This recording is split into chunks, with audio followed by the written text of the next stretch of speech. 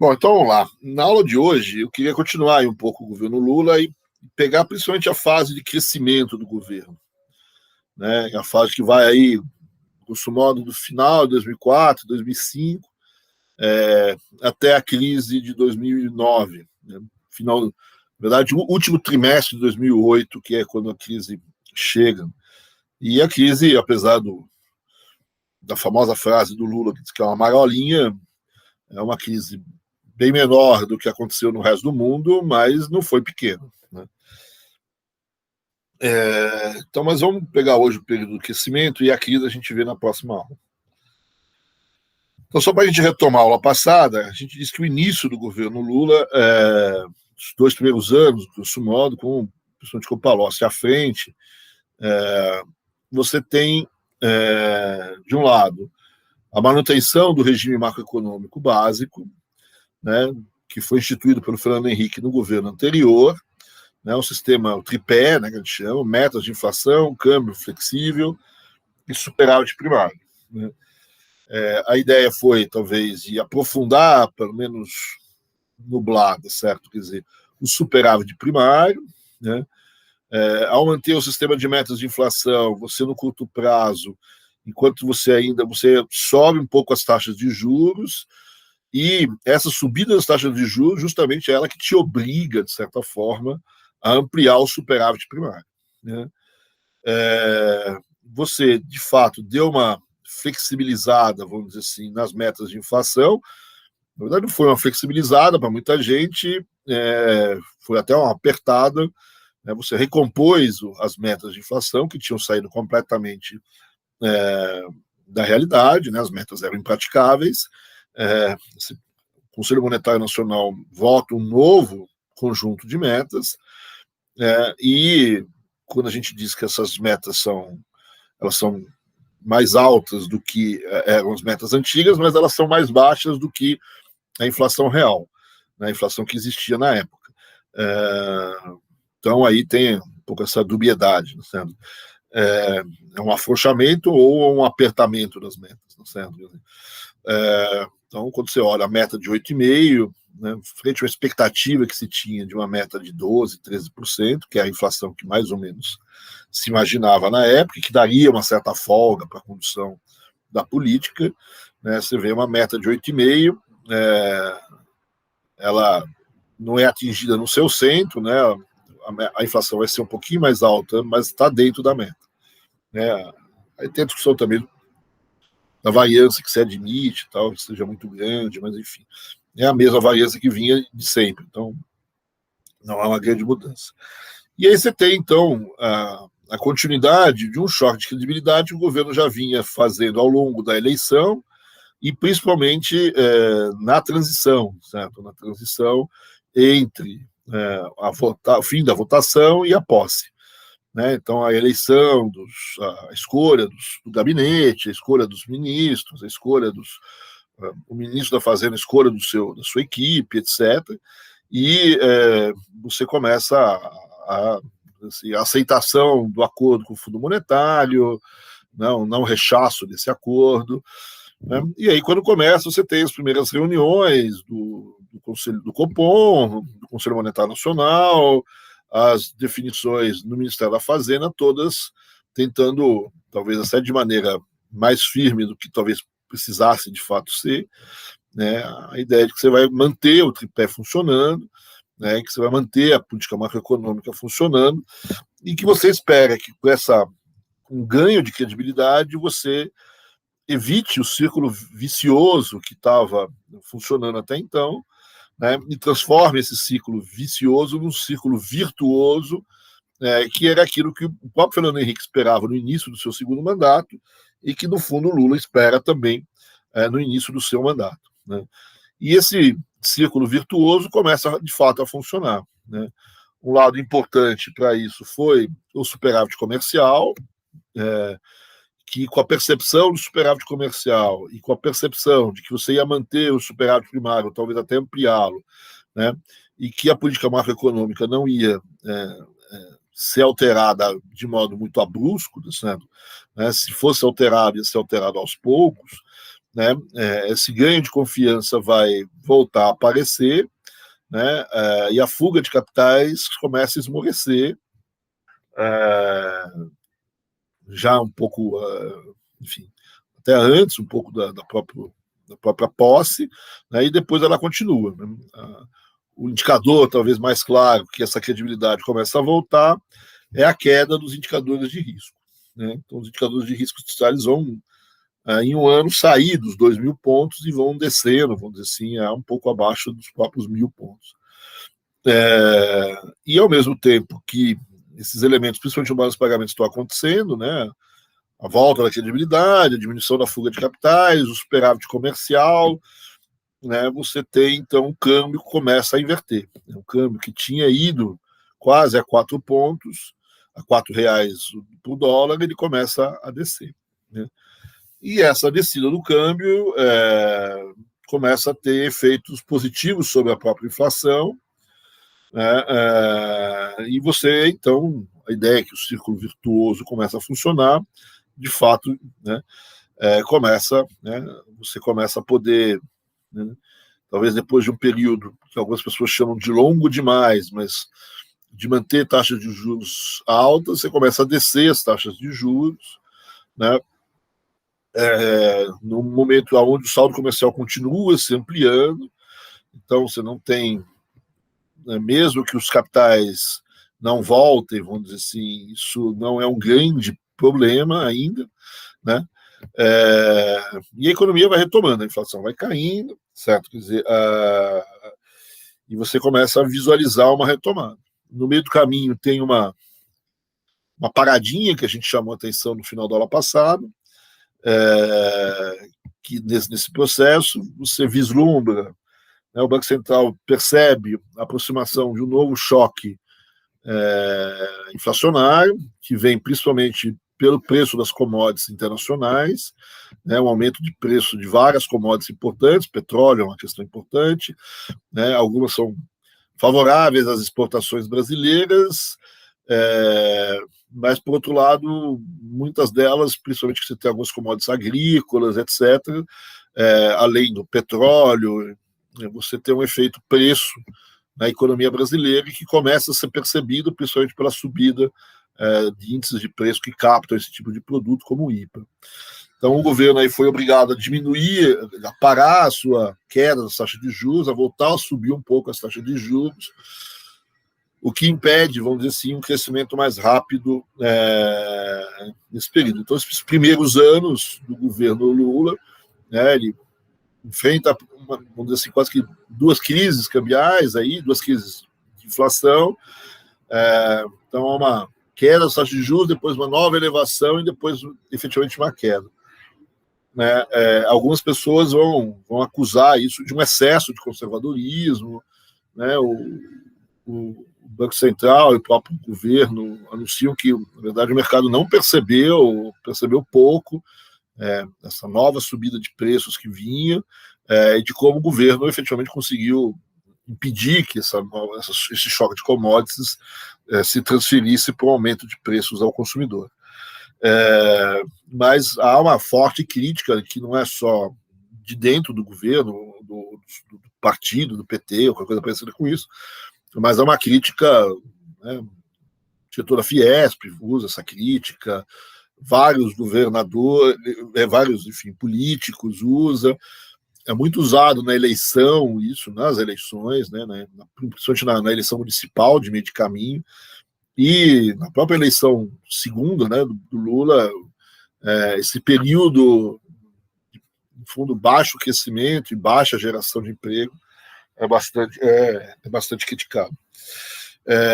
E aí tem uma certa discussão, vamos dizer assim, aqui está a queda dos juros, a inflação, a gente vê o segundo choque, é que esse período aqui de baixo crescimento, né?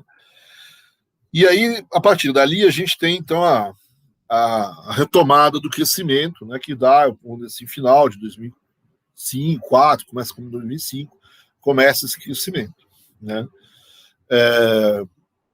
esse crescimento, você tem algumas discussões até que ponto, para esse crescimento poder aparecer mais parrudo, você precisou ou não ter a mudança do ministério. O Palocci vai cair e vai assumir o Mantega.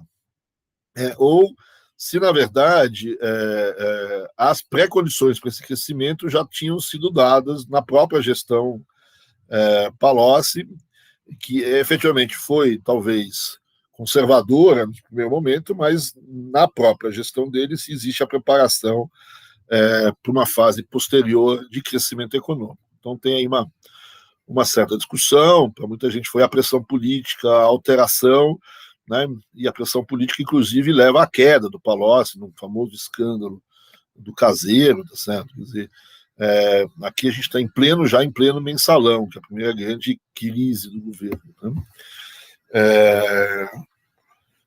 Então, tem aí uma certa discussão, mas para as pessoas que defendem a preparação, né, de que, na verdade, o Mantega, certo? Ele talvez mude algumas coisas, mas não, essencialmente, a política não é alterada radicalmente, tem algumas mudanças, mas não radicais, vamos dizer assim. A gente pode dizer o seguinte, certo? Quer dizer, que esse crescimento, tem que se ver os dados aqui, certo? Quer dizer, né, que vai acontecer, né, que o Edmar Baixa vai chamar ele de milagrinho, né, porque não tem muitos problemas inflacionários, bônus de pagamento são positivos, como o velho milagre, e tem ganhos distributivos, certo? Quer dizer, algumas pessoas vão chamar isso de um antimilagre, e eu vou explicar isso por quê daqui a pouco, certo? Quer dizer, mas, enfim, por que esse milagrinho acontece? E é um milagre, como a gente disse na aula passada também, porque vem com distribuição de renda positiva, vamos dizer assim. E aqui tem um pouco, então, as explicações todas que eu já disse na aula passada, que a gente estava conversando aqui antes da aula. Não vou repetir, certo? Mas aqui você tem várias visões aí, certo? Quer dizer, e por essas visões, certo? Um lado tem as críticas, certo? De que o Lula não manteve o ritmo reformista, né? A manutenção das reformas. Que não há uma manutenção das reformas, há manutenção do tripé, mas não das reformas. Se a gente olhar, de fato, as reformas que a gente chama de primeira geração, certo? Elas são interrompidas, elas são, enfim, tem algumas medidas ainda na abertura financeira, algumas coisas ainda vai mais para a abertura financeira. A crítica que diz que o Lula não terminou a abertura financeira, é uma crítica, por exemplo, que o próprio Baixa faz, junto com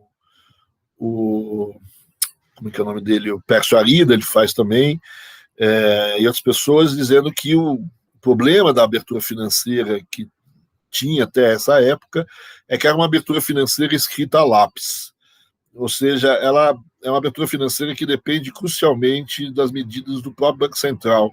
Então, o Banco Central, numa canetada, podia reverter completamente a abertura financeira brasileira. E o Lula não mudou isso, né?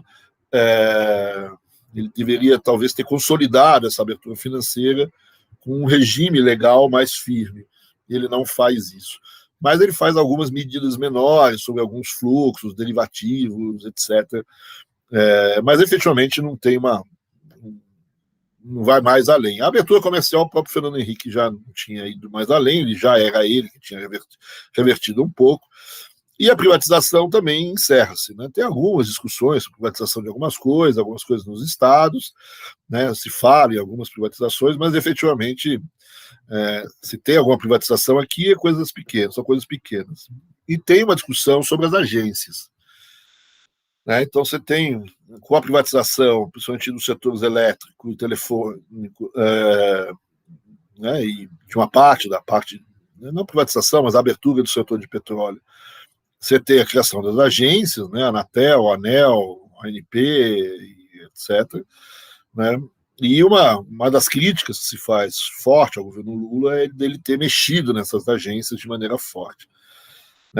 É uma crítica que, às vezes, ela é inverídica, certo? No sentido que ele fechou agências, que ele criou novos, não é nada disso. As agências se mantiveram, efetivamente, no setor elétrico, certo? Quer dizer, há uma intervenção mais forte vamos dizer assim, nos determinantes, nos editais, de abertura de novas linhas, etc., e de regulamentação geral do setor. Né? Então, há uma mudança, não é que você fechou a ANEEL, né, ou que você fez uma mudança radical, né, da agência. A ANEEL continua, o seu papel continua, o que a ANEEL mudou um pouco de formato. Né?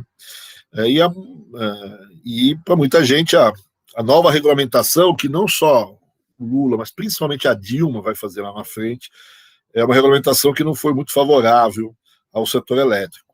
Né? Só para destacar, certo, que a ANEEL já era considerada uma agência problemática no próprio governo Fernando Henrique, certo? Ela tinha dificuldade, foi a última das agências, ela era forte, sempre com muita facilidade capturada pelas empresas do setor, né? A ANEEL sempre foi objeto de críticas, certo? Quer dizer, e o novo, vamos dizer assim, as novas diretrizes que a ANEEL toma durante os governos Lula e Dilma também são objetos de crítica. E o setor sempre foi um setor, né, da privatização, provavelmente é o setor mais problemático, certo? Quer dizer, o setor elétrico, né, discussões sobre isso a gente vê até hoje com a ridícula crise do Amapá, tá certo? É um absurdo o que aconteceu naquele lugar, certo? Né, enfim, eu imagino como é que seria você viver um mês inteiro sem luz, certo? Quer dizer, enfim, aquilo lá, até acho que eles são muito calmos, o povo do Amapá ali, porque imagino que fosse em qualquer outro lugar, o pessoal já tinha quebrado tudo. Mas, enfim, né, então, vocês veem essa discussão do Amapá, tem, muitas vezes, volta atrás sobre esse período, principalmente essas intervenções nas agências. Né? Mas não tem grandes privatizações aqui, etc. E as reformas de segunda geração, certo? Elas não, efetivamente, vão muito pouco para frente, apesar de você ter duas dessas reformas de segunda geração que pelo menos andam um pouquinho, certo? Quer dizer, você anuncia durante esse pacote de credibilidade, você anuncia a reforma tributária e anuncia a reforma da Previdência, né? Que são particularmente institucionalizadas, né? Certo? Quer dizer, a reforma da Previdência é um assunto que avançou mais durante o governo Lula, né? Ela foi aprovada, e ela toca num assunto muito complicado, né? Que é a privatização do serviço público, que não foi tocada pelos outros, certo? Quer dizer, então, acredito que isso faça também parte um pouco do choque de credibilidade do governo Lula. Mexe num assunto que é um ninho de cobras, certo? E é um assunto difícil para o próprio partido, para o próprio PT, nessa época, mas acaba mexendo. O fato, certo, é que, na verdade, você mexeu, aprovou, mas abandonou a reforma, né? Porque ela vai depender de uma série de legislações complementares que se levou pelo menos 10, 12 anos para essa legislação complementar começar a entrar em vigor e as coisas começarem a se mexer um pouco, né? Então, tem aí um lado talvez mais de discurso do que de fato, apesar de fato você ter uma legislação nova e precisa de uma série de outras condições para ser implementada. Então aí tem uma discussão sobre essa reforma, né? Também tem a discussão de que ela não é suficientemente abrangente, obviamente não pega muito o setor público, privado, mas pega o setor público, né? E mesmo o setor público, algumas pessoas dizem que ela é pequena, etc. Ela não é tão pequena assim, mas eu concordo que ela não resolveu totalmente o problema, certo? Assim como as reformas, né, mesmo a reforma atual que saiu agora, também não resolve completamente o problema. A gente sabe que vai ter que continuar em pacotes de reforma. Daqui a 2, 3 anos vai ter que vir novas coisas. Então, mas o que é interessante ver é que ela passa, mas ela é meio abandonada, certo? Você não tem um ímpeto muito grande de fazer a legislação secundária, certa legislação infraconstitucional, que era necessário para criar o fundo de né, o fundo de pensão que é preciso você ter junto com essa reforma, isso não foi muito para frente. Só vai para frente, acho que quase 10 anos depois. A reforma tributária, por sua vez, essa ficou só no anúncio mesmo, certo? Quer dizer, você enviou para o Congresso um projeto que ficou em discussão durante anos, e foi abandonada, e, né, eu não sei, eu tenho uma leve impressão de que a reforma tributária você faz no seu primeiro ano de mandato, depois é complicado, certo? Quer dizer, porque você perde muito poder político, começa a aparecer eleições na frente, aí, né, todo mundo, é difícil você, né, qualquer tipo de voto que você dê vai beneficiar alguns e prejudicar outros. É difícil você ter uma reforma tributária consensual, ainda mais do jeito que a gente tem, certo? Então, é uma coisa complicada, certo? E você mandou para o Congresso, então, basicamente uma reforma do IVA brasileiro, os IVAs brasileiros, mas ela foi abandonada. Né? Mas ela serviu também, no primeiro momento, nesse pacote de credibilidade. Aí, depois que essa credibilidade já, de certa maneira, teria sido alcançada, você, no fundo, abandona. Então, as reformas também, uma vai um pouco mais para frente, num assunto relativamente delicado, e outra não. Né? E as outras reformas, vamos dizer assim, da legislação trabalhista, essas coisas, você não tem grandes reformas. E ao contrário, né, você tem uma prática, né, certo, de diminuir a informalidade, etc., mesmo com, por exemplo, mesmo na reforma tributária, aquela ideia que é classicamente petista, certo, foi, né, no passado, e hoje já não é mais tanto, certo, mas de isentar o salário, os primeiros salários, certo, das contribuições, né, de fazer uma reforma dos impostos que incidem sobre folha, e diminuir os impostos que incidem sobre as folhas, né, do primeiro salário, do segundo salário mínimo, etc. Mesmo isso não é agenda, né, do PT, foi agendado. Então, você não tem muita coisa por aí. Do ponto de vista monetário, da agenda monetária, né, que se espera normalmente, o grande ponto da agenda monetária é a autonomia legal do Banco Central, né, o Fernando Henrique já tinha feito uma autonomia, que é a autonomia de uma parte do Banco Central, que é um pouco o Copom. Não é exatamente uma autonomia, certo? Do jeito que, por exemplo, você tem um projeto atual que está circulando por aí, certo? Mas, enfim, né, você tenta isolar um pedaço do Banco Central, que é o Copom. Isso foi mantido, certo? E quando o governo ele é criticado por não ter criado a independência do Banco Central, o Lula diz que ele foi o que mais deu autonomia ao Banco Central, certo?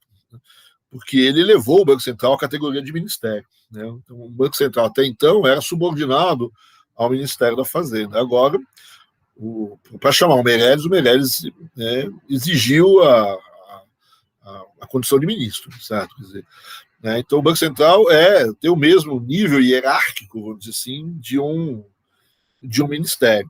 Né? E você manter o Copom, certo? Eles vão dizer que você deu uma certa autonomia. Né? Mas não são os projetos de autonomia que a gente costuma ver, que muda os prazos da diretoria em relação ao governo, essas coisas todas. Né? Sempre tem uma coisa aqui que as pessoas falam muito de autonomia do Banco Central, inclusive o projeto atual. E as pessoas esquecem que você tem alguém acima do Banco Central, que é o Conselho Monetário Nacional, que dá as regras, por exemplo, de política monetária básica e que dá as regras de metas de inflação. Talvez quem tivesse que ter mais autonomia fosse, inclusive, o Conselho Monetário Nacional. Talvez a composição do Conselho, do jeito que foi feita agora, certo? É uma composição muito pouco autônoma, vamos dizer assim. Né? Hoje o Conselho Monetário Nacional é o ministro da Fazenda, o secretário executivo do ministro da Fazenda e o presidente do Banco Central. Então o Ministério da Fazenda tem um poder gigantesco sobre o Banco Central, o que pode ser positivo, não estou dizendo, mas para quem defende a autonomia da política monetária, certo? Quer dizer, não é exatamente o que essas pessoas estão pensando. Mas, enfim. E o que você tem, efetivamente, de reformas é aquilo que a gente chamou na aula passada de um pedaço da chamada agenda perdida, que estava lá com o Marcos Lisboa e que ele implementa a partir da Secretaria de Política Econômica. Né? E nessa mudança legislativa que tem maior, né, que a gente chama, muitas pessoas chamam de micro-reformas, certo? Não são reformas tão significativas. Você tem algumas reformas que estão ali, quer dizer, que vai, por exemplo, a lei do consignado, e principalmente a lei de falências, né, e a instituição da alienação fiduciária no crédito habitacional. Essas são duas reformas importantes, mas são reformas que dão uma certa garantia para o sistema bancário, para o sistema financeiro, na sua, vamos dizer assim, na sua disputa com os inadimplentes, vamos dizer assim, né? Então você tem aqui, vamos dizer assim, um certo favorecimento, vamos dizer assim, ao sistema financeiro, né? E aqui a ideia, a expectativa é que você conseguisse, com essas maiores garantias, diminuir o impacto, vamos dizer assim, da inadimplência no chamado spread bancário. E aí diminuir, vamos dizer assim, taxa de juros e ampliar, vamos dizer assim, a ação dos bancos junto a credores, vamos dizer assim, não tão garantidos, assim, certo? Então, o governo garante mais coisas para os bancos, certo? Quer dizer, e de modo que imaginar que ele amplie suas ações. E, de fato, vai ter essa ampliação. Essas reformas vão ter um efeito positivo, que o sistema vai se ampliar. Então, tem reformas? Tem. Né? São grandes reformas? Não. Né? Ele põe um pé no freio, naquela ideia toda de reformas liberais, efetivamente tem um pé no freio. Tem algumas coisas que andam, outras coisas que não, mas, né, aquilo que anda mais, certo, não é exatamente do pacote das reformas liberais. São reformas importantes, né, mais pontuais em determinados setores, principalmente no setor creditício. Então, você não vai ver grandes mudanças aí quer dizer, tem uma mudança importante aqui, certo, que é a diminuição, então, do processo de privatização, de aberturas liberais, etc., né, uma espécie de fim dele, mas, na verdade, ele já tinha um pouco arrefecido no final do governo do Fernando Henrique, né, e você, quer dizer, obviamente, não tem um avanço para novas reformas, etc. Agora, mesmo que não tenha grandes avanços em cima de reforma, tem algumas outras coisas que têm mudanças importantes, né, porque pode dar um certo parecer de que, olha, o Lula manteve o tripé e não fez mais muita coisa. Né? E eu queria mostrar algumas coisas, algumas mudanças importantes, principalmente nos passivos do governo, tanto no passivo externo como no passivo interno. Indicar uma coisa que parece importante, a gente passa despercebido muitas vezes, mas quando você olha as contas públicas, as contas do governo, né, a gente já chamou a atenção que quando o governo lançou a LDO, a Lei de Diretrizes Orçamentárias, ele manteve superávit primário, né? E, de fato, ele vai ser mantido, né? Mantido no sentido prático, né? De que a LDO é uma lei de diretrizes. Na prática, nos anos seguintes, você vê que o superávit primário é mantido. Agora, uma coisa que eu acho que eu não disse no ano passado, certo? Quando você olha o PPA, né, que é o plano plurianual, né? Então você tem uma nova metodologia agora de orçamentação, você tem os PPAs, né? Então, os PPAs é um pouco parecido com os PNDs antigos, certo? Quer dizer, né? PPA é um plano que vai do final do primeiro ano do mandato, até o começo do primeiro ano do mandato seguinte, né? Então, e nesses PPAs estão as grandes diretrizes, certo? E chama atenção, quando você lê o primeiro PPA do Lula, certo, que ele reafirma a importância que não estava nos planos anteriores do Estado no desenvolvimento. Né? Então, aqui claramente eu tenho uma mudança de perspectiva, certo? Essas perspectivas mais liberais, de diminuição da participação do Estado, de revisão da participação do Estado, e ele, pelo menos no PPA, é alterado. Então, reafirmação da velha ideia do papel do Estado no desenvolvimento. Né, cabe ao Estado utilizar os seus instrumentos para dar impulso ao desenvolvimento. Né? Então, o PPA, ele talvez no curto prazo, ele vai respeitar a questão fiscal, certo? Mas ele vai projetar para frente um aumento de gastos. Né? Ou um aumento de gastos, ou reposicionamento dos gastos com o sentido de recolocar os gastos como uma estratégia de desenvolvimento importante, né? Então, isso, na prática, vai ser visto inicialmente, né, no primeiro orçamento que o governo faz. Então, tem o respeito ao superávit primário, por um lado, né, mas tem uma ampliação, tem uma mudança dos gastos, principalmente com a ampliação de transferências de assistência, né, Bolsa Família, grosso modo aqui, né. E se você for mais para frente, né, vai aparecer com o tempo o PDP e o PAC, né, que são, vamos dizer assim, né, quando se consubstancia essa ideia que está no PPA, né, de usar o Estado, gastos públicos, principalmente a infraestrutura no PAC, para a retomada do desenvolvimento, né. Então, você vai ter isso, né, isso está anunciado no PPA e isso com o tempo vai aparecer, né. Então vamos dar uma olhadinha um pouco nessas mudanças, tá certo? Quer dizer, aqui a questão do passivo interno, né, as contas públicas do governo. Né, quando a gente olha a dívida pública do governo, né, que são as linhas de dívida pública, a roxa é a dívida pública total, e eu estou dividindo a dívida pública em interna e externa. A externa, vocês vão ver que está caindo aqui, eu vou deixar isso para frente, né, eu falo isso depois. Mas a interna, que está em azul escuro, você vê que durante o início do governo Lula é uma certa constância nela, né? Ela é relativamente constante, então não tem grandes ganhos, né? Mais para frente você aumenta um pouco a dívida pública, já naquela perspectiva do Estado começar a entrar no desenvolvimento, certo? E agora tem uma coisa importante na dívida pública brasileira, na dívida pública interna, que é isso aqui, ó, né? Que é a alteração do perfil da dívida pública interna no Brasil, né? Então, aqui eu estou, em 2003, com o perfil da dívida, né? Então, vocês notam que ela é 61% selicada, ela está 61% da dívida em juros e 33% em câmbio, né? Então, se vocês lembram do grande problema do Fernando Henrique, né, que é um pouco esse aqui, que quando o câmbio e juros subiam, prejudicava a dívida. A dívida se complicava. Não que a dívida se complicava, o pagamento se complicava. Porque se sobe câmbio, eu tenho 33% da dívida interna, mas toda a dívida externa, né, que é impactada, certo? Quer dizer, se você olhar isso para 2002, né, aqui é o dado do final de 2003, então o Lula já operou aqui um pouco, né?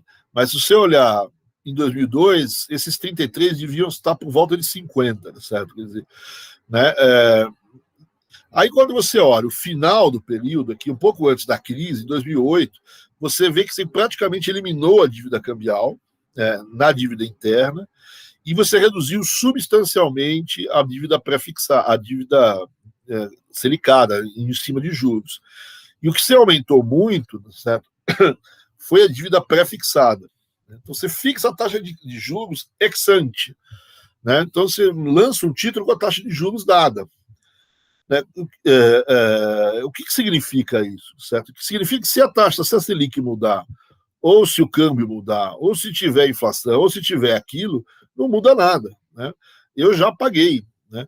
Então, note que o que você tem ao longo do governo, certo, é uma redução da exposição cambial da dívida pública federal interna e uma redução, certo, do selicado, com o aumento do pré-fixado. Então, diminui a exposição da dívida pública brasileira a câmbio e a Selic, e a juros, né? Então, você imagina, na época do Fernando Henrique, toda vez que subia a Selic, toda vez que subia o câmbio, desvalorizava o câmbio e aumentava a Selic, eu tinha problemas. E o mercado olhava e falava, vai precisar gerar um superávit primário maior para quê? Para poder pagar esse troço. Então, o que o Lula faz o que a gestão do Tesouro Nacional faz com a dívida diminuir esse impacto da Selic e do câmbio na variação da dívida, né? Algumas pessoas vão dizer, mas justamente no momento onde não teve mais impacto, o câmbio tem um impacto até que positivo, né, e a Selic está caindo. Então, na verdade, não precisava ter feito, certo? E fazer isso não é barato, porque a taxa de juros que você está aí na taxa de juros pré-fixada, certo? Não é uma taxa de juros barata. Então, é uma operação cara, certo? e para algumas pessoas que não foi necessária. Certo? Quer dizer, a resposta do Tesouro, certo, não foi necessária, graças a Deus, certo? Mas quando foi necessária, que é na crise de 2008, você vê que a crise de 2008 você tem uma desvalorização de câmbio brutal e não tem efeito sobre as contas públicas, praticamente. Né? O governo pôde também subir a taxa de juros um pouco antes, inclusive, da crise de 2008, isso não teve grande efeito nas contas, tá certo? Quer dizer, por conta de uma exposição menor da dívida, né, a isso. Né? Mas, de fato, durante o período todo, o câmbio caiu e os juros caíram. Então, não foi uma medida fácil, mas o que ela faz, certo, é diminuir, né, o risco da dívida que a dívida pública tinha e que foi muito forte durante o governo Fernando Henrique. Do ponto de vista das contas públicas, de fato, você vê aí em pontilhado roxinho, certo? O superávit primário que você gera. Né? Então tem alguma oscilação, mas está gerando aí entre 3,75, 3,5, 4, tá? Né? Era um pouquinho, talvez, mais forte do que o período anterior, mas basicamente a mesma coisa do que do Fernando Henrique. O que tem é uma certa diminuição dos juros do déficit nominal, que é a linha azul. Uma diminuição relativa do déficit nominal, por quê? Porque a taxa de juros está caindo. Né? Né? Então, a taxa de juros, grosso modo, ela vem, os juros que o governo paga, ela vai diminuindo ao longo do tempo. É uma diminuição, para muita gente, extremamente lenta, certo? Quer dizer, mas sai, vamos dizer assim, dos 7%, e vai para os 4%, para os 5%, mais ou menos. Então, você tem 2% do PIB, vamos dizer assim, ou até mais, se você pegar o pico, né, que é quase 9% de pagamento, certo? Né, ou 10%, você vai economizando, vamos dizer assim, de pagamento de juros ao longo do governo. Né? Então, não tem, fiscalmente, vamos dizer assim, não tem um efeito muito grande, certo? Você mantém o superávit primário, mas, do ponto de vista do déficit nominal, há uma certa queda por conta da queda da taxa de juros. Aqui a gente vê a taxa de juros caindo, de fato. E se a gente olhar, então, as contas públicas, né, o que você percebe, de um lado, com esses gráficos que eu tenho aqui, quer dizer, aqui são a variação das receitas, né, é que o governo Lula continua aumentando a arrecadação. Né? Aqui está a receita total, né, em azul, certo, é a receita total, e em vermelho a receita do Tesouro, a arrecadação de imposto de renda, de IPI, essas coisas do Tesouro Nacional. Então você vê que a arrecadação ela vinha crescendo e continua crescendo. Aqui não é proporção do PIB absoluto, certo? Quer dizer, mas você tem aí um crescimento em proporção do PIB, pelo menos até 2005. Talvez um pouco menos, certo? 2005. E depois continua crescendo em proporção do PIB até 2007, mais ou menos 2006, 2007. E a receita total vai crescendo aí, como vocês viram, só tem uma parada se você olhar no final, mas aí é a crise que para o aumento da receita. E em amarelo, certo, você tem a receita previdenciária, que cresce num ritmo mais lento, né? São os problemas, vamos dizer assim, da Previdência. Só queria chamar a atenção desse aumento de receita, uma coisa, certo? Quer dizer, a primeira coisa é que, em parte, o governo Lula ele tem um aumento da receita legislado, como foi o Fernando Henrique. Ou seja, você tem novos impostos, novas alíquotas, novas coisas. Você tem o famoso PIS/COFINS durante a gestão do Palocci, que aumentou e deu um aumento de arrecadação muito grande. Então, são legislações que vão aumentando a arrecadação. Né? Mas, a partir de um determinado momento, principalmente depois do PIS/COFINS, o governo para de legislar para aumentar a arrecadação. Mas, mesmo assim, a arrecadação aumenta. Certo? Quer dizer, que dá alguma ideia de uma elasticidade de renda positiva do sistema tributário brasileiro. Mas isso é uma coisa que acho que talvez valha a pena investigar com calma, e pode ser uma boa monografia. Aí. Ou seja, mesmo sem aumento de impostos legislados, os impostos crescem, inclusive crescem mais do que o próprio PIB. Certo?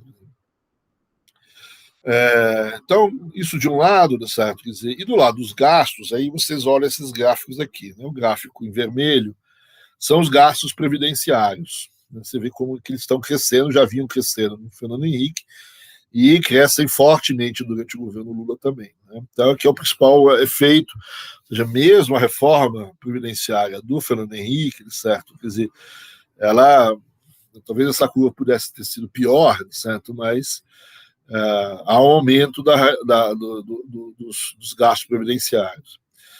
E o que eu queria chamar a atenção aqui são duas coisas, certo? A linha azul são pessoal em cargos, certo? Há sempre uma acusação muito forte ao governo Lula, certo, de que ele teria aumentado de maneira muito, muito forte os gastos de pessoal em cargos. Né? No curto prazo, os dados não mostram isso. Aqui, se a gente olhar, você tem a manutenção da tendência de crescimento, né? Que já vinha no Fernando Henrique e que continua no governo Lula. Né? Se você calcular em proporção do PIB, certo? Quer dizer, você tem, vamos dizer assim, um empate aí, não há um aumento. Né? Se você olhar, certo? Tem algumas pessoas que acreditam que existe, inclusive, uma queda do valor, vamos dizer assim, pagos para pessoal em cargos sobre o PIB, mas aí vai depender que ano do PIB que você pega também, etc. Mas com certeza é difícil você, durante a gestão Lula, acusar ela de um aumento muito significativo. Há um aumento dos gastos com o pessoal em cargos, de fato, mas é um aumento nominal, certo? Quer dizer, como proporção do PIB, como proporção do tamanho do Estado, aí você já tem mais dificuldade em dizer, certo? Quer dizer, então há um crescimento dos gastos do pessoal em cargo, mas se você olhar como proporção do total da receita ou como proporção do PIB, isso não é tão verdade. O que pode acontecer, certo? Aí precisaria estender esse gráfico para frente, é que se ele não armou uma bomba, certo? Se ele fez talvez uma série de contratações onde as coisas vão crescer depois. Esse gráfico não dá para a gente perceber. A outra coisa que eu queria apontar é se tem uma mudança importante nesse gráfico, que é no gráfico amarelo. Você olha o gráfico amarelo e se você for olhar, eu devia ter posto num lugar, mas um ano depois da eleição do Lula, que tem essa linha amarela mais reta aí, certo? Você olha que há uma mudança de tendência. Né? Essa linha amarela vinha, grosso modo, junto com a linha azul, mais ou menos com o mesmo formato, e de repente ela descola da linha azul. Né? Ou seja, o governo Lula começa a aumentar os gastos nesse item que chama custeio e capital. É aqui que está aquilo que eu chamei a atenção na lâmina anterior, né, que está no PPA. Vou aumentar os gastos do governo com sentido de desenvolvimento. Em particular, essa mudança que você percebe aí, que é no começo de 2004, ela se deve basicamente aqui à entrada em cena de maneira mais pesada de coisas como Bolsa Família e assistência. Né? Então, isso talvez seja mais claro, certo? Quer dizer, uma coisa onde efetivamente há uma mudança. Né? Um aumento dos gastos assistenciais do governo Lula, né, a partir, principalmente, de 2004, né, do primeiro orçamento que ele faz. Né? Talvez se a gente abrisse os dados melhor, você poderia ver uma outra alteração mais para cima, certo? Mais para o final do período, talvez ali por volta de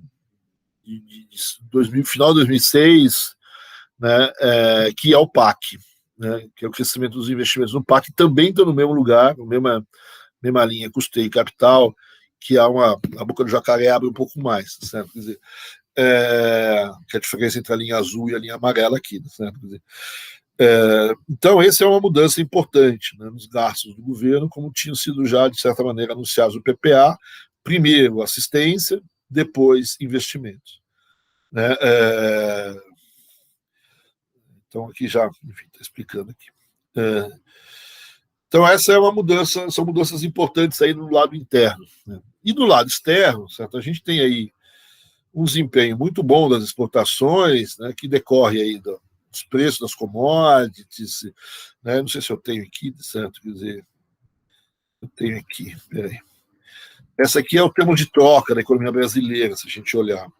Esses termos de troca, né, eu não quero entrar de novo no Fla-Flu, apesar de eu nunca querer sempre entrar nele, né, você percebe aqui, né, é meio ridículo essa ideia, mas dezembro de 2002, que é o último mês do governo Fernando Henrique, é o ponto mais baixo na série de termos de troca. Ou seja, posso dizer que durante o governo Fernando Henrique, ele dá um azar danado que os termos de troca estão caindo no seu governo. E a partir de dezembro de 2002, você vê os termos de troca com uma tendência crescente, né? Ou seja, o Lula pega os termos de troca muito crescendo, pega o termo de troca lá embaixo, né? Mas basicamente crescendo. Quer dizer, ele é favorável a esses termos de troca, né? Eles são favoráveis aos termos de troca brasileiros. Mesmo que haja crescimento tanto dos termos de troca no sentido das importações como das exportações, durante a gestão, talvez os termos de troca foram favoráveis às exportações brasileiras. Né? Então, eu tenho um crescimento das exportações, porque o mundo está crescendo, porque os termos de troca estão crescendo. Né? Tem a desvalorização de câmbio, que foi, né, principalmente aqui bateu 4. Obviamente, né, começa a aparecer o efeito do câmbio nas exportações, e o Lula tem o seu papel na medida que ele desonerou uma parte importante das exportações também, com algumas reformas tributárias. No começo do governo, as importações estão relativamente estagnadas, certo? Quer dizer, mas vão crescer a partir de 2006, certo? Mas o fato é que o Brasil gera saldos comerciais recordes durante a gestão Lula, né, que está aqui, certo? Quer dizer, né, aqui está o superávit comercial, que, como a gente disse, virou no segundo governo Fernando Henrique, começa a aparecer, mas os gigantescos saldos comerciais vão aparecer no governo Lula. Se você olhar essa tabela mais para o lado esquerdo, você vai ver que é muito maior, inclusive, que os saldos comerciais que o Brasil gerava durante a crise da dívida, certo? Quer dizer, né, são mais de 50 bilhões de dólares em algum momento, né, de superávit comercial. Né? Aqui eu tenho superávit comercial durante a crise de 2008, quer dizer, o Brasil ainda tem superávit comerciais grandes durante a crise de 2008. Né? O interessante é que em 2008 as exportações caem, mas as importações também caem, então o superávit comercial se mantém. Né? Mas a gente vê na próxima. Então, o que importa aqui nesse período inicial de crescimento é esse grande crescimento das exportações que gera um superávit comercial muito forte. Né? A partir de um determinado momento, também tem um crescimento das importações, né, 2003, 2004, mas eu tenho aí um período onde eu estou gerando aí um saldo comercial importante. Então, são os mega superávites comerciais, né? E esses mega superávites comerciais, é isso que eu queria chamar a atenção, se você pegar o período antes da crise de 2008, certo, que são os dois primeiros dados aí, você vê que esse superávit comercial, que é a linha em azul pontilhado, ele leva, se você descontar dessa linha azul pontilhada a linha vermelha, que são os pagamentos de juros e dividendos, ele leva a balança de transações correntes brasileiras para um lado positivo. Né? Então, a balança de transações correntes, que chegou a ser menos 5, certo, durante a gestão Fernando Henrique, agora ela virou positiva durante a gestão Lula, só pensando, vamos dizer assim, no impacto da balança comercial. Né? E note que esse superávit da balança de transações correntes se dá de maneira forte justamente quando eu não tenho entrada de capitais no Brasil, que é a linha amarela. A linha branca. A linha branca mostra como você tem uma saída de capitais aí no início do governo Lula, não há entrada de capitais no começo do governo Lula, até pelo menos 2005, né? E depois, certo? Aí depois vai entrar dinheiro a rodo no Brasil, certo? Mas no primeiro momento, justamente quando eu tenho uma saída de capitais, eu tenho um momento de certa falta de credibilidade, o Brasil ainda está buscando esse reingresso de capitais, certo? Quer dizer, não tem mais privatizações para atrair, não tem mais nada dessas coisas, né? Você tem até um déficit na balança de capitais, você tem um superávit da balança das transações correntes, que nunca deixou, então, a balança de pagamentos brasileiro ficar negativo. Né? Então, o reflexo disso, e depois, vamos dizer assim, do crescimento a partir de 2005, da entrada de capitais no Brasil, certo? Quer dizer, né, que mesmo aí, durante a crise, há uma diminuição da entrada, mas não chega a ser negativo, certo? Quer dizer, né, aí começa a entrar 80 bilhões de dólares por ano, certo? Quer dizer, né, você começa a ter uma situação muito positiva, né? Então, o que vai acontecer? O que vai acontecer é essa linha amarela aí, certo? Quer dizer, essa linha amarela são as reservas brasileiras, certo? Eu não sei, eu não tenho aqui, né? Não botei o dado do Lula, mas, né, você vê que as reservas brasileiras durante a gestão do governo Lula, elas no início são relativamente constantes, né, mas a partir de 2006 elas começam a subir, né, subir forte.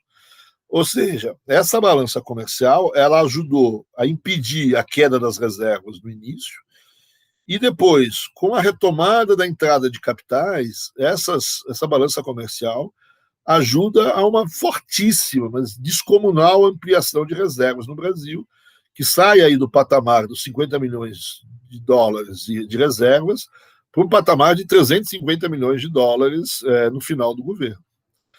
Né? Então, você tem o setor externo é uma entrada de dinheiro no começo pela balança comercial, depois a balança comercial começa a diminuir um pouco, principalmente pelo crescimento das importações, né?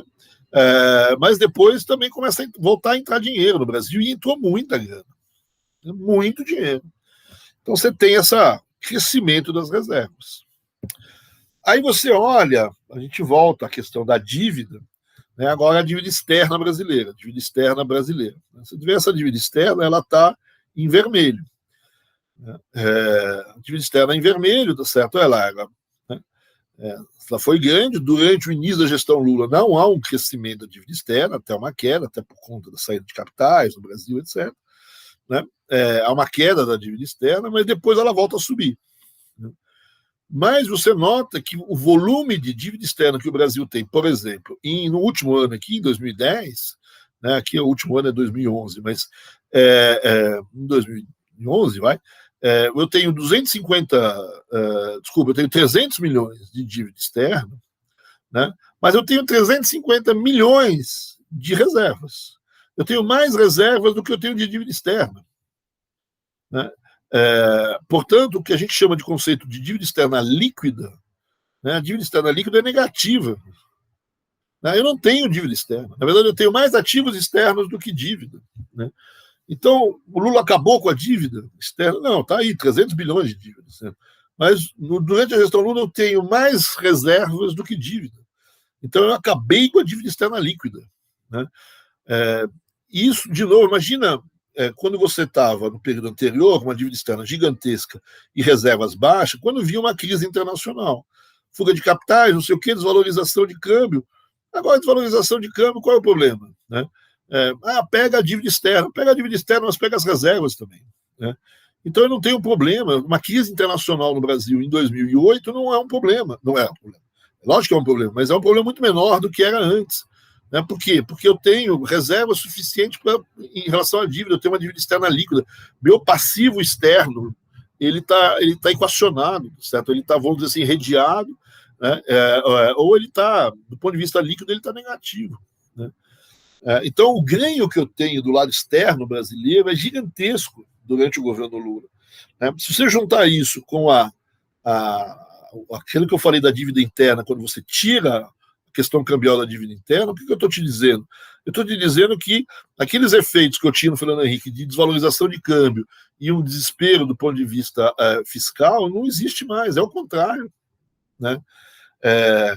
Então, isso é uma questão que te dá, que te aumenta muito, inclusive, a própria credibilidade do teu país, ou seja, um país que tem reserva para enfrentar ataques especulativos, certo? De maneira muito forte.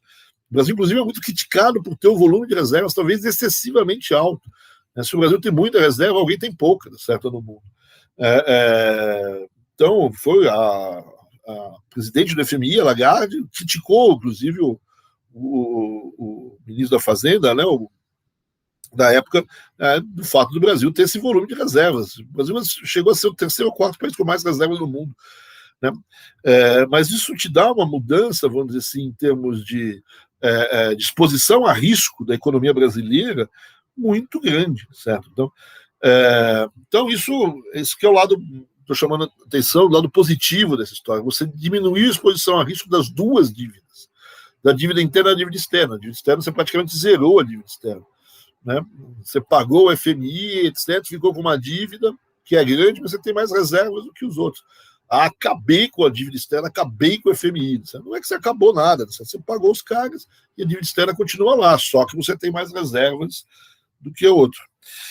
Tudo isso por conta de uma entrada de capitais muito forte, uma entrada de dinheiro muito forte, na verdade, tanto pela balança comercial quanto pela balança de capitais, né? No sistema de câmbio flutuante, certo? Isso acabou virando reservas, o que tem um probleminha, certo? Porque isso tem um impacto, uma parte daquele crescimento da dívida pública interna que a gente viu na lâmina anterior é a operação de esterilização, né? Mas isso tem um outro problema, certo? O que o governo fez foi deixar o câmbio cair, certo? Foi deixar, em parte, o câmbio flutuar. Ele fez um pouco, alguma operação de esterilização para diminuir esse impacto, né?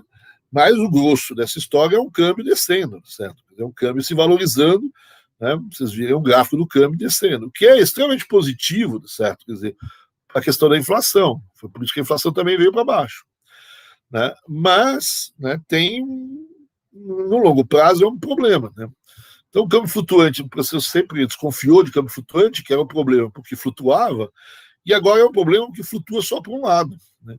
Elas só flutuam para baixo. E aí começa uma discussão em torno desse longo ciclo de valorização cambial, que leva, vamos dizer assim, a importações talvez excessivas de produtos não tão importantes, começa a encher de produto chinês aqui, certo? Te leva talvez a um excesso de consumo artificial de produtos que você não fazia, certo? Quer dizer, tem aí algum problema na dívida, que ela está crescendo, se vocês vão olhar, vai aumentar o volume de pagamentos de juros, etc., mas, por outro lado, tem as reservas, e com esse câmbio baixo, começa a ter dificuldade com as exportações. Então, as exportações vão muito bem por conta do preço das commodities, né? E eu estou começando a concentrar, e esse é o problema, minhas exportações em produtos que aguentam essa taxa de câmbio valorizada. Então, tem um certo desincentivos a investimento em outros setores que não os setores que vão bem com esse câmbio.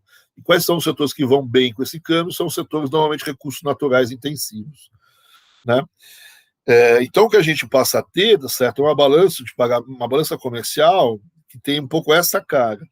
Ou seja, o que quero mostrar com essas tabelas aqui, depois vocês olham com mais calma, é que há uma diminuição da importância dos produtos industriais na pauta de exportações brasileiras, principalmente de produtos industriais com alguma sofisticação tecnológica, e aumento dos produtos não industriais, dos produtos primários, né? E o inverso, vamos dizer assim, está acontecendo na pauta de importações, né? Então, isso faz parte de uma discussão que a gente vai ter daqui a duas semanas, certo? Ainda no finalzinho do curso, que é a questão da desindustrialização. Mas esse é um dos gráficos da desindustrialização brasileira, né? Aqui é da desindustrialização das exportações, né? Que é um dos problemas desse crescimento. Esse crescimento vai começar a acontecer, em parte, baseado em exportações, e essas exportações, não que não tenha crescido as exportações industriais, vocês veem aí que cresceu, de certo, o valor delas, né? Mas cresceu muito mais as exportações não industriais. Então, do ponto de vista dinâmico, está crescendo muito mais no setor exportador o setor não industrial que o setor industrial, né? E está entrando produtos industriais, certo? Ou seja, tem uma competição interna de produtos importados que também complica a vida das indústrias internas, né? E esse crescimento é forte, né, na entrada de produtos importados industriais. Então, eu tenho um problema aqui nas indústrias domésticas também, né? Então, isso é uma das discussões desse estilo de crescimento aqui, certo? Quer dizer, mas aí, voltando então à ideia de crescimento, então, só para chamar a atenção dessas mudanças, essa mudança interna, essa mudança externa é chave, vamos dizer assim, do ponto de vista de credibilidade, do ponto de vista de confiança, etc., nessa economia, né?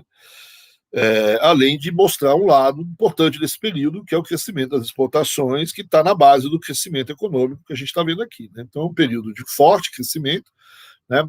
Começa no final de 2005, certo?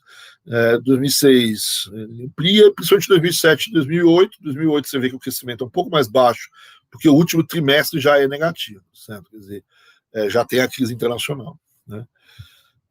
Aqui dá para ver por trimestres, certo? Quer dizer, e aqui um pouco comparando com o resto do mundo, certo? Quer dizer, então você vê que o Brasil ele estava com um crescimento que tinha se afastado um pouco do crescimento mundial, né, uma taxa mais baixa, né, e nesse período, 2003, 2006, a gente está, assim, começa a ficar mais próximo do crescimento da economia mundial, né? Então, vamos dizer assim, até o final dos militares, a gente tinha, até o governo Geisel, principalmente, a gente estava tirando a diferença em relação ao resto do mundo, e depois a gente começou a se tornar, aprofundar a diferença em relação ao resto do mundo, e agora a gente volta, vamos dizer assim, a se tornar mais próximo do crescimento mundial. Isso se dá em função do crescimento das exportações, né, que vai dar o balanço comercial, vai depois ter uma entrada de capitais, principalmente quando a gente atinge o investimento grade, certo? Esse crescimento, eu não vou entrar muito em discussão, mas o crescimento da economia mundial está na base disso, os termos de troca, a gente já chama atenção. China e Índia são questões importantes nesse período, certo? Produção chinesa, produção hindu, é um momento de mudança, inclusive, de quem são os principais parceiros, etc. Né? Mas o que chama atenção aqui, se você olhar esse gráfico aqui, você tem o PIB em azul, as taxas de crescimento do PIB trimestrais, né, de 4 trimestres contra 4 trimestres anteriores, né? E você tem em verde os investimentos e em azul o PIB e em vermelho o consumo doméstico. Né? O que importa aqui é se a taxa de crescimento está acima de zero ou abaixo de zero. Né? Então você vê que nessa fase toda, que vai até a crise, né, que é o buraco, né, você tem sistematicamente o consumo das famílias com uma taxa de crescimento positivo. Né? Então eu tenho aqui de 2004, vamos dizer assim, até 2000, até o resto do período, certo? Eu tenho sempre as famílias brasileiras aumentando o seu consumo. Só que a taxa de crescimento, então, ela está sempre aumentando. E em verde, certo? A gente vê que eu também tenho um crescimento da taxa de investimentos. Ele oscila mais, né? Ele é oscilante, ele é mais variável, mas ele atinge taxas de crescimento bem significativas nesse período. Então, além das exportações, que não estão aqui no gráfico, esses são outros dois elementos a explicar o crescimento brasileiro durante o governo Lula. Né? O consumo interno e a retomada do investimento, principalmente nos últimos semestres. E o que a gente pode dizer do consumo interno, certo? Quer dizer, o que você tem aqui? Certo? Quer dizer, né, a primeira coisa, acho que anotar, é um pouco um gráfico como esse, onde você percebe, quer dizer, que a variação do salário mínimo é maior que a variação da inflação. Né? Então, os governos vêm aumentando sistematicamente o salário mínimo acima da inflação. Né? Isso só não acontece em 2 anos do governo Fernando Henrique, e ao longo de praticamente todo o governo Lula, né? Ao longo de todo o governo Lula, você tem sistematicamente o aumento do salário mínimo acima da inflação. Então, você tem um aumento do salário mínimo real de maneira forte. Esse aumento do salário mínimo real, junto com as transferências de renda efetuadas pelo Bolsa Família, que vai crescendo ao longo desse período, isso significa uma inclusão no mercado de consumo de uma parte importante da população brasileira. Né? Esse efeito salário mínimo, tem uma certa discussão sobre isso na literatura, mas ele tem um efeito farol, certo? Quer dizer, ele acaba, isso as pessoas negavam, mas acabaram sendo visto que isso tem um efeito importante. Tem um efeito importante na distribuição de renda e tem um efeito importante nos outros salários. Né? Principalmente nos salários mais... quando o cara ganha 2 salários mínimos, 3 salários mínimos. Talvez se o cara ganhasse 20 salários mínimos, isso não tem efeito, mas nos salários mínimos, nas rendas menores, o aumento do salário mínimo tem um efeito, não só sobre quem ganha 1, mas sobre quem ganha 2, 3, aí vai diminuindo esse efeito. Né? Então, essa parcela da população, ela tem um aumento real de renda muito superior, inclusive, à taxa de crescimento do país, certo? Quer dizer, que vem desses dois elementos. Né? E isso tem uma mudança no padrão de consumo brasileiro importante. Né? Tem uma queda da participação de certos setores, mas o que significa, principalmente, certo, é um crescimento muito grande da demanda em setores que essa população é consumidora. Então, você vai ter um crescimento na construção civil, naquilo que a gente chama de puxadinhos, né? né, da compra de cimento, tijolo, cano, não sei o que, lá na lojinha, certo? Que o cara vai fazer um puxadinho no seu barraco, que vai fazer um quarto a mais no seu quintal, etc, etc. Né? E isso depois, com o tempo, vai aparecer uma construção civil um pouco mais pesada. Certo? No setor de serviços, isso também tem um efeito importante, e em algum setor industrial. Né? Vai crescer alguns bens industriais. Mas o grosso do crescimento dessa demanda é no setor de serviços de construção civil. Né? E esses setores reagiram, empregaram muitos trabalhadores. Né? Então, essa transferência de renda, essa valorização do salário mínimo tem um impacto sobre construção civil, sobre serviços e sobre alguns setores industriais bastante importante. Né? Agora, e esses setores que começam a puxar o crescimento junto com as exportações, certo? Quer dizer, né? Isso acaba virando, inclusive, um ciclo virtuoso também, certo? Você aumenta a demanda desses produtos, aumenta a produção, aumenta o emprego nesses produtos, e normalmente esses setores são setores que empregam justamente esse tipo de mão de obra menos qualificada, que recebe poucos salários, né, um salário mínimo, 2 salários mínimos, etc., e que, vamos dizer assim, tem uma pressão de demanda, isso aumenta, inclusive, mais ainda o salário, certo, dessas pessoas. Então, eu tenho um crescimento aqui, certo, quer dizer, que, em parte, via interno, vai ser puxado por essa mudança, vamos dizer assim, na estrutura de consumo, em função dessa mudança nos salários, né?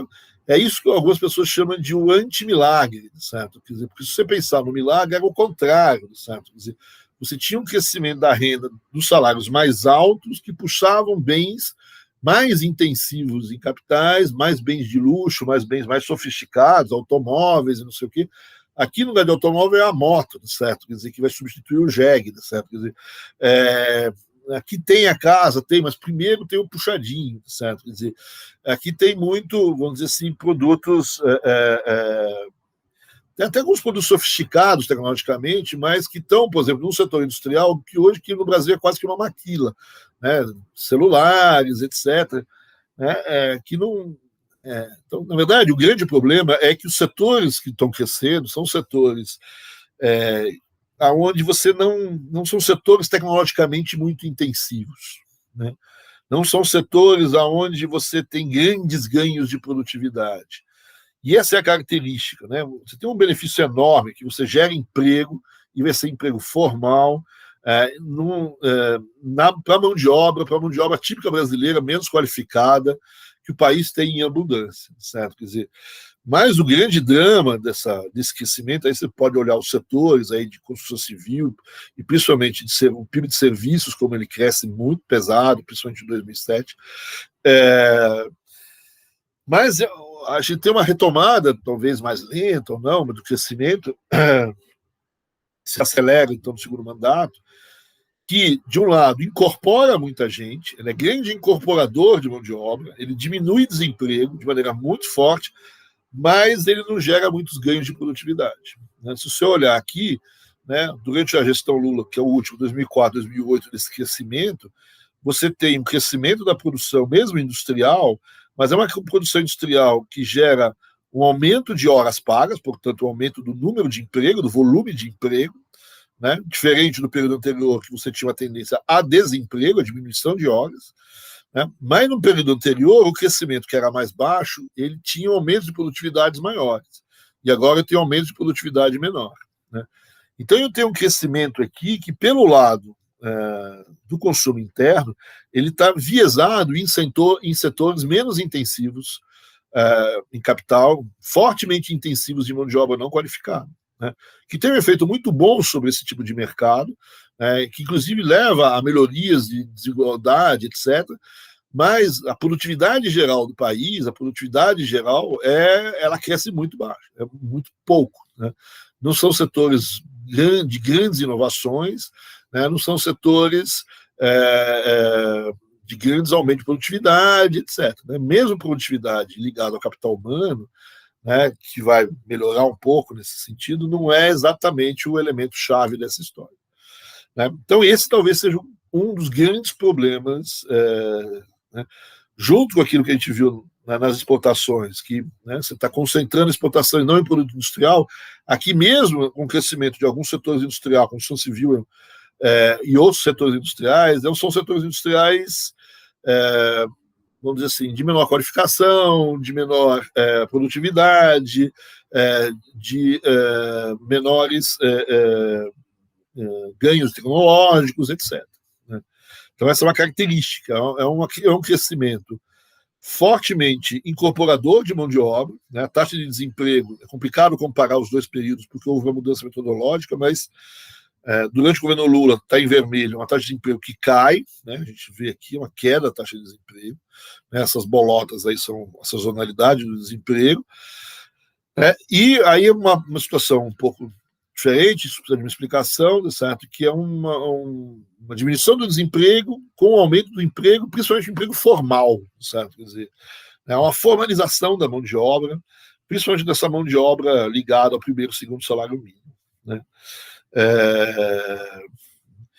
E é estranho, né? Porque as teorias normalmente dizem que se você aumenta o salário mínimo, certo? Quer dizer, e se esse salário mínimo cresce mais do que a produtividade do trabalho, a economia tem uma tendência de desemprego, não ou informalidade. E o que vai acontecer no Brasil é o inverso, certo? Quer dizer, né, e aí isso talvez tenha a ver com o padrão de consumo, certo? Com peso cada vez mais para esses setores de serviços, que são muito intensivos em mão de obra, e o fato do início desse processo se dar numa situação de subocupação, de desemprego. Talvez isso contrapõe um pouco o que a teoria te diria. Mas essa é uma das características, e isso talvez seja um dos problemas desse crescimento, a manutenção de um crescimento a longo prazo, nessa situação, sem aumento de produtividade e sem aumento da capacidade produtiva de maneira mais pesada da economia, né, inovação tecnológica, etc., é difícil de manter, certo? Quer dizer, talvez esse seja uma das críticas a esse modelo de consumo, vamos dizer assim, né? Porque esse modelo de consumo ele funciona bem, mas ele tem dificuldade de se perpetuar, porque você gera um aumento de produtividade relativamente baixo, né? E é difícil você manter essa incorporação de consumos com um aumento da produtividade mais baixo do que o aumento dos salários, etc. Mesmo que você pegue essa produtividade e garanta que esse aumento de produtividade seja refletido em aumento de salários, certo? Quer dizer, eu precisaria, talvez, de um aumento de produtividade maior.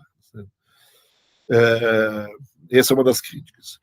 O outro lado do aumento do consumo, certo, interno das famílias é o crédito, né? Que a gente tem uma expansão de crédito muito forte, né? Também, né, sai aí dos 15%, mais ou menos, né, o total de crédito, com uma coisa como 50%, 60% de crédito, 55% do crédito, né, sobre PIB. Então, um aprofundamento financeiro bem significativo no Brasil, com a ampliação do crédito às famílias, também tem as empresas, mas às famílias é importante, né? Você tem, primeiro, o que a gente chama de crédito com recursos livres, né? Dentro desses recursos livres é fundamental aqui nessa ampliação o consignado, né? E, em menor escala, talvez no momento mais posterior, o crédito não livre, o crédito direcionado, que é o crédito imobiliário, que são o principal aqui, certo? Tem o Pronaf também, que vai ser importante aqui para a família, para a agricultura familiar, né? E o crédito habitacional vai ser importante, principalmente nessa segundo momento, 2007, 2000, né? Onde aí a construção civil tem um novo repique, certo? Quer dizer, 2006, 2007, a construção civil cresce muito, mas é casa, é montagem da casa toda, programas habitacionais, apartamentos, etc. Num primeiro momento, você tem construção civil no sentido do que a gente chama de formiga, né, de fazer os puxadinhos, etc. Então, você tem esse crescimento do crédito, tem uma discussão sobre até que ponto o comprometimento das famílias com juros, etc., não é um problema. Isso é um problema, de fato, quando as famílias vão perder o emprego. Isso vai ser lá na frente, certo? Quando o crescimento do desemprego, já no final da Dilma e no Temer, certo? Então, esse comprometimento vai se mostrar problemático. Mas aqui, na verdade, eu estou aumentando o crédito com o aumento do emprego. Então, diferente, por exemplo, dos Estados Unidos, que aumentou o crédito, certo? Na verdade, para compensar a falta de emprego, para compensar a falta de salário. Aí, quando veio a crise de 2008, arrebentou esses caras. né? Quando vem a crise de 2008 no Brasil, não é um grande problema, certo? Quer dizer, porque né, você olha, o desemprego não foi afetado muito pela crise de 2008 e o consumo das famílias caiu um pouco o ritmo de crescimento do consumo, mas você não tem consumo negativo, uma taxa negativa de consumo das famílias durante a crise. Mas isso a gente vê na próxima aula. Por fim, a última coisa ainda para a gente terminar aqui em relação ao crescimento, a retomada dos investimentos, né? Então, eu tenho investimentos privados, né? E aí o crédito, de novo, é importante, eu tenho um cenário de confiança, a construção civil vai ser um elemento importante nesse cenário de retomada de crédito privado, né? E, por outro lado, você tem uma retomada de crédito privado também, obviamente, ligado ao setor exportação, a capacidade, aumentar a capacidade produtiva, né? Dado que o crescimento do consumo e o crescimento das exportações, você tem uma tendência a aumentar a capacidade produtiva para esses bens que eu estou exportando, certo? E que eu estou vendendo internamente, né? Tem uma discussão, esse investimento ele cresce forte, né? Tem ritmos bons, mas tem aí uma discussão sobre oferta e demanda, certo? Quer dizer, né, principalmente no governo Dilma vai tentar continuar mantendo esse crescimento da demanda, mas a oferta, né, a capacidade produtiva brasileira, ela tem um crescimento que não foi possível, ou seja, esse aumento do consumo, esse aumento das exportações bate no teto, certo? Quer dizer, da capacidade produtiva. Mesmo você imaginando que nesse período aqui, eu tenho algum crescimento da capacidade produtiva, eu tenho aumento dos investimentos, eles são relativamente fortes, do crescimento privado, e eu tenho os investimentos públicos, né? O PAC, que é importante, o PDP é importante, né? O PAC, depois vai ter o Minha Casa Minha Vida, certo? Quer dizer, alguma coisa parecida. Então, é um bloco de investimentos, né? Principalmente de infraestrutura, né? Que tem uma certa complementariedade com o setor produtivo privado, certo? Quer dizer, então, isso também vai explicar esse crescimento, esse milagrinho no Brasil. Então, aí tem uma discussão se o que mais importa foi o investimento, se o mais importa foi o consumo. O fato é que taxas baixas de crescimento sobre consumo são gigantescas, porque o consumo é muito grande, né, no total do PIB, certo? Quer dizer, mas as taxas mais altas de crescimento, certo, são de investimentos, mas o volume de investimento sobre o PIB é menor. Então, aí não é fla-flu, certo? Mas, né, são coisas diferentes de olhar a mesma coisa. Então, aqui estão os dados, as taxas, os verdes, aí, o investimento, e o vermelhinho, o consumo das famílias. Né? O consumo das famílias é sobre 80% do PIB, o crescimento do investimento, essa é a taxa de crescimento, sobre alguma coisa em torno de 15%, 20% do PIB. Né? Para terminar só, eu juro que eu termino, certo? Quer dizer, no final desse período de crescimento, o que você começa a olhar nos índices de preço é que os índices de preço começam a subir a partir de 2007. Né? Em 2008, eles começam a crescer, os IPCs começam a crescer. Né? Então, aqui eu tenho um novo choque inflacionário, mas aqui é um choque de demanda, vem desse crescimento econômico. Né? E já um pouco antes da crise de 2008, o governo já começou de novo a subir as taxas de juros para segurar um pouco esse crescimento e evitar um processo inflacionário mais complicado. Né? Então, a crise de 2008 pega a economia brasileira em pleno crescimento econômico, mas já com sinais inflacionários, né, e já com alguma política monetária sendo apertada para evitar que esse choque de demanda, vamos dizer assim, que, como eu disse, tem sua dificuldade em relação à oferta, certo? Apesar do crescimento dos investimentos, então a inflação já está começando a aparecer, você está subindo, você está apertando a política monetária um pouco antes da crise de 2008. Né?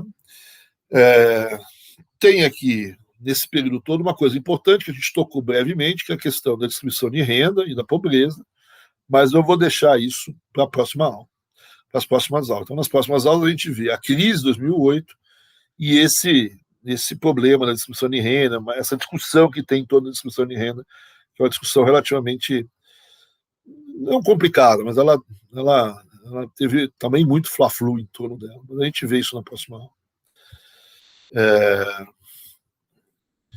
Nossa, fui longe hoje, hein? Desculpa. Então é isso, certo? Quer dizer, tentei aqui, corri um pouco no final, mas